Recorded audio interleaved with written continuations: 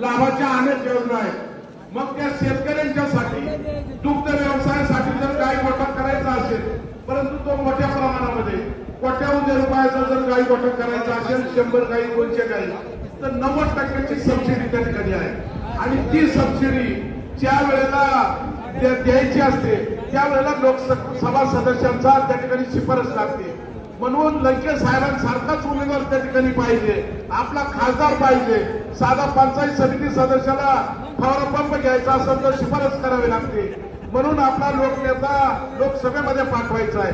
अनेक मुद्दे व्यवसायाला असेल, रोजगाराला असेल, त्या ठिकाणी अनुदान देण्याच्यासाठी लोकनेत्याला त्या ठिकाणी पाठवायचंय. आणि म्हणून या दक्षिण मतदारसंघातील सर्व लहान थोर कार्यकर्त्यांनी आणि माता भगिनींना त्या ठिकाणी ध्यास घेतलेला आहे का आपला व्यवसायाला असेल, रोजगाराला असेल, त्या ठिकाणी अनुदान देण्याच्यासाठी लोकनेत्याला त्या ठिकाणी पाठवायचंय. आणि म्हणून या दक्षिण मतदारसंघातील सर्व लहान थोर कार्यकर्त्यांनी आणि माता भगिनींना त्या ठिकाणी